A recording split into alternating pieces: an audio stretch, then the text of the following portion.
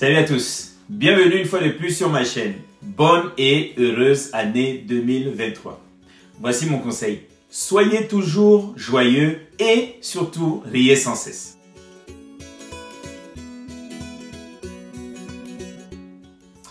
Lorsque tu as un projet et que tu ne sais pas quoi en faire, voici des conseils clés en main qui vont t'aider.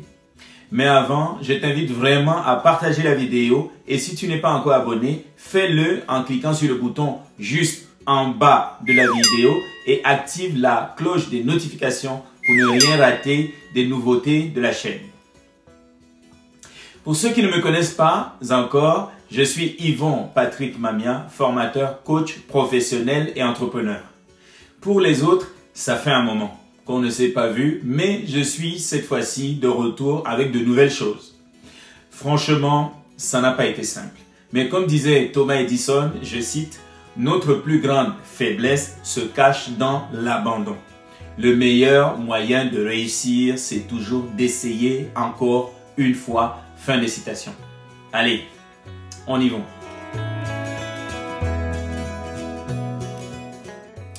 J'ai parlé à une amie qui me disait qu'elle a fait une formation professionnelle et par la suite a créé une auto-entreprise. Le problème, c'est qu'elle ne sait même pas ce qu'elle peut proposer dans celle-ci. Elle ne sait non plus comment se rendre utile en tant que prestataire de service. Déjà, pour se rendre utile, il faut avoir des clients. Il faut des idées. Mon ami ne sait par quoi commencer. Alors la question c'est, qu'est-ce que tu dois faire dans cette situation? La première chose que je lui ai dite, c'est celle-ci. Si tu as déjà fait une formation, tu dois pouvoir partitionner les moindres compétences que tu as acquises. Il n'est pas question ici de maîtrise, car une compétence n'est jamais acquise en totalité, surtout dans le numérique. Les choses évoluent tout le temps et il faut se mettre à jour. Quels sont les atouts que tu as acquis pendant cette formation? Si en revanche, tu n'as pas fait de formation, mais que tu as des idées de projets qui te taraudent depuis longtemps, essaye d'identifier en toi des compétences que tu peux vendre. Lorsque je parle de vendre ici, je ne parle pas forcément d'argent. Bien sûr que l'argent en fait partie, mais la véritable problématique, c'est qu'est-ce que tu peux proposer et qui peut être utile pour changer la vie des autres. Ou encore, qu'est-ce que tu peux faire pour attirer l'attention d'une personne à investir financièrement ou d'une autre manière dans ton projet. Voilà les deux premières questions qu'il faut se poser. Lorsque tu as identifié cela, je vais t'aider maintenant à mieux organiser tout ça. Il y a deux chiffres principaux qu'il faut avoir en tête lorsqu'on veut présenter des compétences. Le premier est le chiffre 4 et le second est le chiffre 6. Au-delà de 6, ça commence à devenir lourd. Pour ceux qui vous suivent, le chiffre 4 est le minimum correct car certains parlent de chiffre 3 comme le minimum d'équilibre. On peut dire que 3, c'est le minimum absolu. Si tu n'identifies que 3 compétences utiles, d'aucuns pourraient trouver cela peu et pas très sérieux, surtout sur les métiers liés au numérique. Cela va dépendre du domaine dans lequel tu te situes. Il est mieux de trouver 4 ou 6 choses utiles qui peuvent être des services proposés aux clients pour leur faciliter la vie. Si tu as plus de 6 propositions, le mieux c'est d'en citer 5 classées par ordre de pertinence et mettre en 6 une phrase telle que « et plusieurs autres services ». Ce qui pourrait provoquer la curiosité du client et le contraindre à aller chercher ce qui est caché. Au moins, les personnes sauront rapidement ce que tu es capable de proposer. Maintenant, tu dois matérialiser ces points. Je dis n'importe quoi. Par exemple, imagine que tu aies des compétences en tant qu'assistant de direction. Ça suppose que tu vas proposer des services comme le secrétariat, de l'aide à la rédaction de documents web ou papier, rédaction de discours par exemple, aide comptable, tu pourrais y ajouter un autre point, par exemple gestion des plannings, etc. C'est ce que j'appelle des points clés. Après avoir énuméré ces différents points clés, tu dois trouver de petites phrases d'accroche qui accompagnent ceci. Sache une chose, les personnes ne vont pas trop s'attarder à tout lire. Surtout si tu as écrit de gros pavés de texte. On n'a plus ce temps. On va à l'essentiel. Les personnes verront les titres des compétences que tu auras énumérées. Par exemple, comme dans le cas précédent, rédaction de courrier, rédaction de discours, rédaction de lettres, création de contenu web, gestion de planning, traitement des courriers, etc. Si la personne intéressée veut avoir plus de détails, elle ira lire la petite phrase qui accompagne le titre. C'est dans cette petite phrase que tu mets un peu plus de détails, maximum 3 petites lignes. Quand je parle de 3 petites lignes, c'est en considérant que les compétences énumérées sont, par exemple, classées sur 3 colonnes. Je suis déjà en train de me projeter sur l'une des plateformes à utiliser, mais j'en parle par la suite.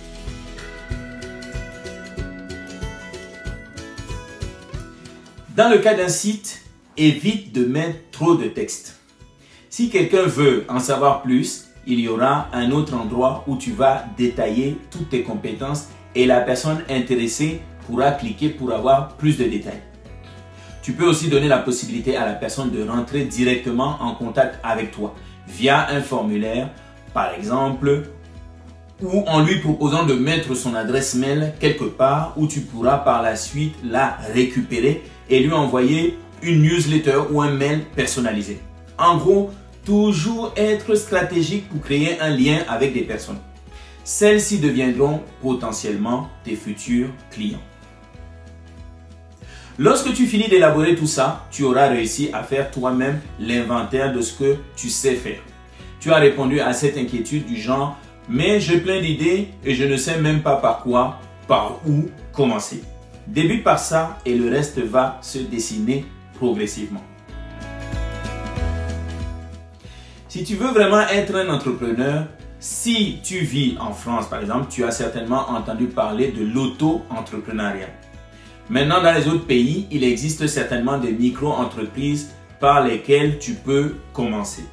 En France, c'est plus simple de commencer par l'auto-entreprise parce que tu n'as pas forcément de grosses charges qui te sont imposées. Dans un deuxième temps, ce que tu dois éviter de faire, c'est d'essayer d'expliquer aux gens tout ce que tu fais de façon orale. Tu vas t'épuiser certainement. Le temps que tu vas perdre à expliquer à 10, 20, 30 ou 100 personnes pourrait être condensé. C'est un peu une forme de factorisation de tes idées. C'est quoi une factorisation des idées? C'est tout simplement le fait de regrouper toutes ces idées quelque part sur un support, une plateforme. Vu que notre chaîne est très orientée numérique, on parlera de support numérique. Ça peut être via un site internet et je dirais plus simplement un site one page qui signifie en français facile une page. Pas besoin de faire trop de pages, il faut aller à l'essentiel. Les sites one page sont des sites où tu n'as qu'une page qui scrolle de haut en bas sans aller dans une autre page interne. La seule page d'accueil résume déjà tout ce que tu fais et les internautes peuvent te contacter directement via un formulaire de contact qui est généralement positionné en bas de ta page. Je mettrai dans la description un exemple de site one page que j'ai moi-même conçu. Ça pourrait être aussi un support de communication à imprimer ou envoyer via les canaux du web.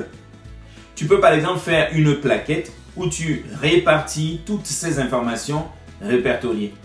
Alors si quelqu'un veut en savoir plus, il aura directement ton contact dessus, soit ton téléphone, soit ton mail, ton WhatsApp, etc. Désormais, si quelqu'un veut savoir ce que tu proposes, tu n'as pas besoin de lui expliquer tout. Propose-lui tout simplement de lui envoyer ta plaquette ou alors le lien de ton site internet ou de ta page Instagram, Facebook, LinkedIn, etc. Si la personne revient vers toi, alors tu pourras lui faire des propositions en lui disant par exemple de remplir un formulaire et par la suite lui répondre. Ainsi, tu auras déjà gagné du temps, un temps fou. Tu me demanderas certainement comment feras-tu pour trouver des clients. Voici donc la 3e étape pour te lancer. Les clients, c'est d'abord ceux qui nous entourent les amis, la famille, les proches, les voisins, les collègues de travail, les personnes que nous rencontrons dans nos loisirs, au sport, etc. Ces personnes vont développer ton réseau si tu t'y prends comme il faut.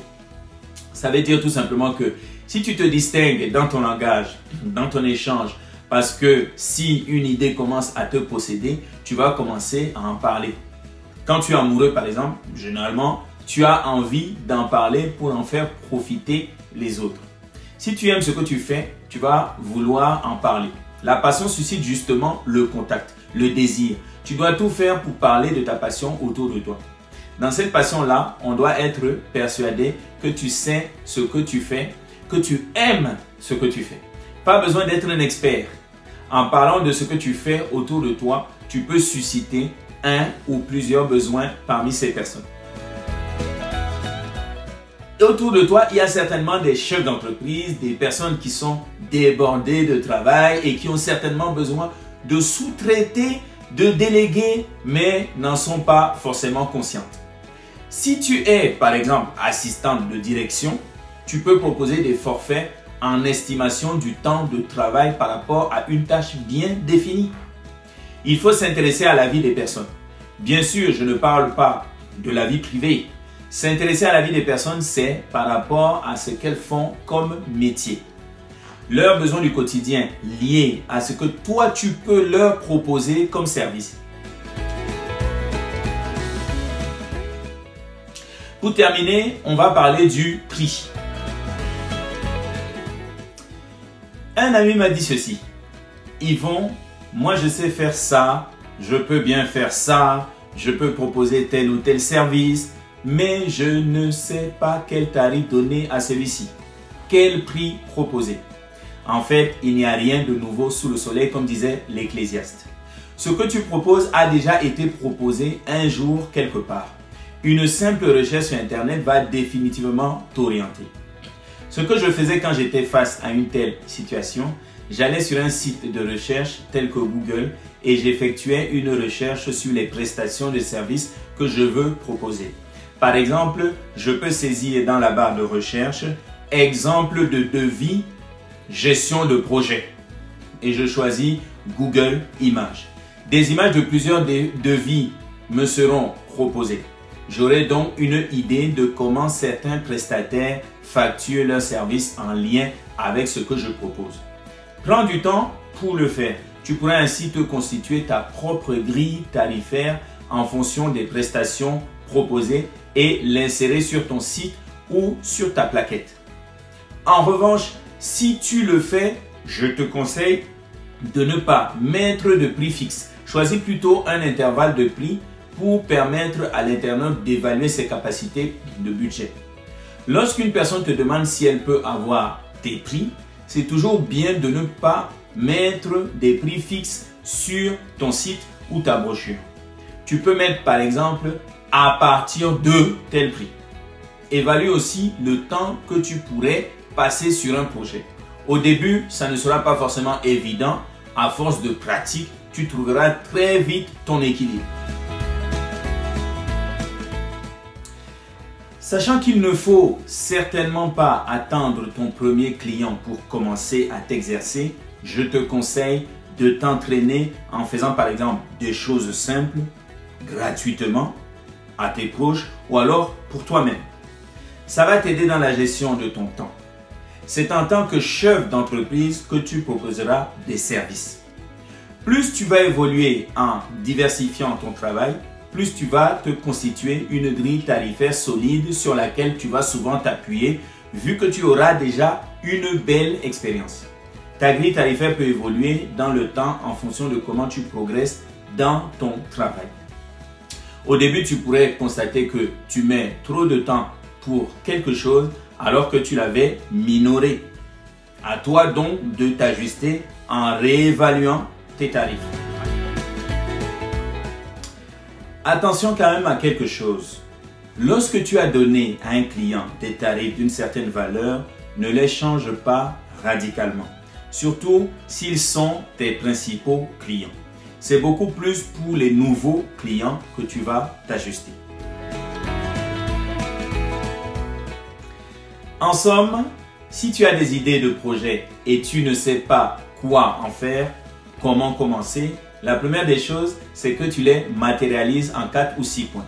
Les 4 ou 6 points sont des petits textes brefs pour expliquer de façon simple ce que tu fais. N'oublie pas de les accompagner avec un petit résumé d'environ 2 à 3 lignes. Ensuite, élaborer un support qui va stocker ces informations en un seul endroit accessible, notamment un site web, one page, une brochure ou plaquette, une page de réseaux sociaux, etc. Enfin, trouver ses clients en s'intéressant à ce qu'ils font au quotidien en lien avec le besoin potentiel que tu veux couvrir par les services que tu pourrais leur proposer. Voilà, c'est tout pour aujourd'hui. Rendez-vous dans une prochaine vidéo. N'oublie pas de t'abonner et de partager la vidéo à ceux que ça pourrait aider dans ton entourage. Si tu as aimé la vidéo, dis-le moi dans les commentaires. Et qu'est-ce qu'on se dit? On y va!